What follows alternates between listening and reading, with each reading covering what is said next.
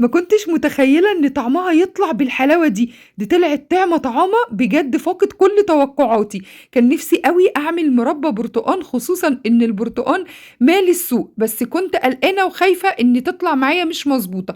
قعدت كده أفكر إزاي أعمل مربى برتقان أحتفظ بالطعم والنكهة بتاعة البرتقان القوية، وفي نفس الوقت ما تطلعش معايا ممررة، وكمان ما تبقاش مسكرة السكر اللي يجزع النفس كده والواحد ما يبقاش عارف يكملها. انتوا عارفين ان المربى بتاعت الاسواق عيبها ان بتبقى مسكرة جدا، وتحسوا ان انتوا مش عارفين تستطعموا الحاجة وما بتبقاش ليها اي طعم. قعدت كده افكر ازاي اظبطها لحد لما وصلت للحل المناسب، وطلعت معايا شوية مربى تحفة قوي. شايفين شكلها عامل ازاي؟ بجد تاخد العقل وتخطف العين، وطعمها بقى في حتة تانية، ويا سلام بقى لو حتة قشطة يبقى الموضوع خطير وكبير. يلا حطي لايك وصلي على الرسول، وما تنسيش تقوليلي بتتابعيني من اي دولة. وهاتي بقى 2 كيلو برتقان اللي هو بسرة، واغسليه غسلة كويسة محترمة بالليفة اللي بنغسل بيها الخضار. وبعد كده حطي حلة على النار فيها مية بتغلي، وانزلي بقى بكمية البرتقان بتاعتك دي. سيبيها كده 5 دقايق، انا عايزاها تقعد 5 دقايق، وما تخافيش خالص مش هيجراله اي حاجة. انا عايزة انزل المرارة بتاعت البرتقان. الخطوة دي هنكررها 3 مرات. نشيل البرتقان ونغير المية ونحط مية نضيفة، ونرجع ننزل البرتقان تاني 3 مرات علشان تضمني ان المربى بتاعتك تطلع ما فيهاش اي مرارة خالص. ركزي في الخطوات دي مهمة جدا، بالذات في مربى البرتقان. بعد كده هجيب بقى كيلو الا ربع من الجزر واقشره، وهبتدي ابشره بالمبشرة اليدوية دي بالشكل ده. شايفين؟ انا هحط على ال2 كيلو برتقان كيلو الا ربع من الجزر. عايزة تزودي الكمية، يعني في ناس بتحط مقدار البرتقان هو مقدار الجزر، او بتحط نص مقدار الجزر هو مقدار الكامل للبرتقان.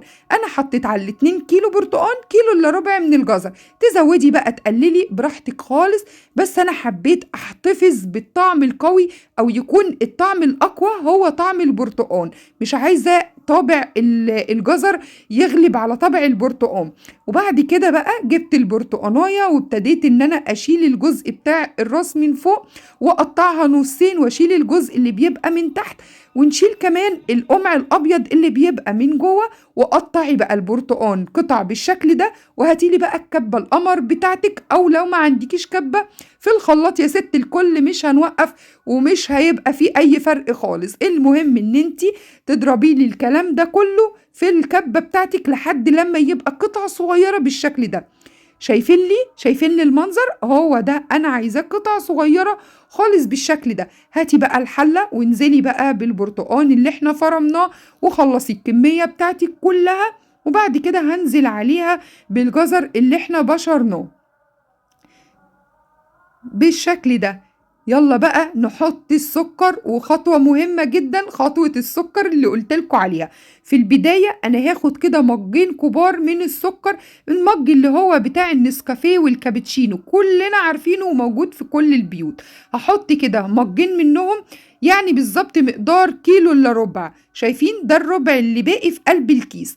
الاول هقلب السكر مع الجزر والبرتقان كويس جدا جدا، وهركنهم كده على جنب قيمة 10 دقايق علشان يبتدي السكر ينزل الشربات بتاعه مع البرتقان والجزر. وهرفعه بقى على النار وهسيبه. أول لما يغلي غلوة هوطي عليه النار، وكل كده 15 دقايق نقلب عليه. حسيت في المرحلة في النص كده إن السكر لأ مش ظبط معايا، فحطيت الربع كيلو اللي فاضل. يبقى أنا كده على ال3 كيلو إلا ربع من البرتقان والجزر حطيت كيلو بالظبط من السكر، وقلبته وسبتها تستوي على نار هادية خالص، وقلبيها كل شوية. وزي ما متفقين بطرماناتك الحلوة المغسولة ومتعقمة ومتنشفة كويس جدا جدا، نبتدي بقى نغرف المربى بتاعتنا. شايفين يا بنات؟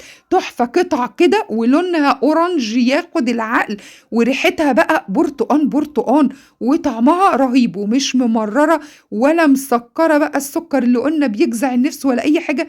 يعني كلي فيها براحتك وانتي بضميرك مرتاح ومطمنة. اعمليها بقى سندوتشات للولاد في المدرسة، تاكلي منها ساعة السحور بقى في رمضان. بصي فطار الصبح ليكي، روقي على نفسك واستغلي البرتقال موجود واعملي أحلى مربى برتقال. بجد دي هتبقى وصفتك المعتمدة. يا ريت لو عجبك الفيديو ما تنسيش تحطي لايك وشير وكومنتات، كل اللي بتسعدني وبتفرحني. واستنوني في فيديو جديد واقول لكم مع ألف سلامة.